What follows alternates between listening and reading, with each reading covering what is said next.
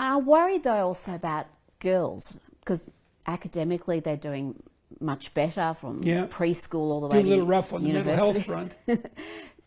Exactly, on the mental health front. And I wonder, being told you're a victim, that you're oppressed, even though if you live in the West, what does that do to the female psyche of a young woman growing up? Thinking It definitely increases the degree to which young women are anxious and depressed, because it makes them self-conscious. And we know the more you think about yourself, the more unhappy you are.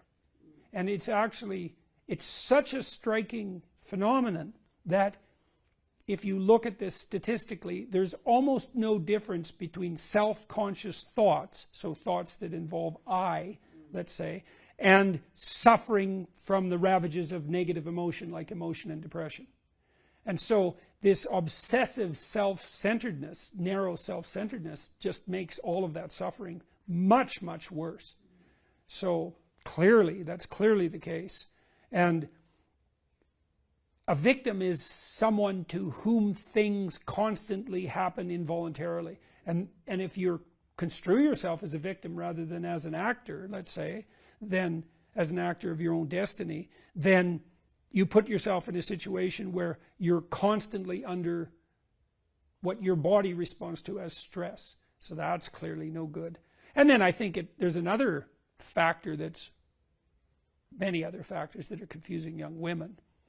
Confusion on the sexual front, the idea that if you're properly liberated, then the entire gamut of sexual freedom opens itself up to you, and that's how life should work. It's just that's just not true at all. It's especially not true for women. I mean, I've been toying with the idea, and I think this might be right, that it's the capacity to say no that gives young women status. That's actually the base. So imagine that young women are competing for young men of status. So then the question is, and maybe they're at a disadvantage because they want higher status males, right? So that puts them at a perennial disadvantage, and there's some truth in that.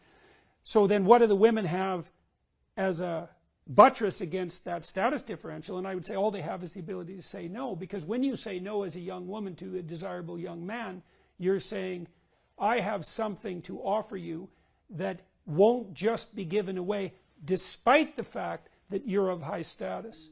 And so you blow that apart in the name of sexual freedom. I think you deprive young women of you deprive them of all their status. It's not like the young men don't know that. They know that perfectly well. They respect young women who say no. They might complain and cavil and carp about it, but when push comes to shove, and the data on this are quite clear,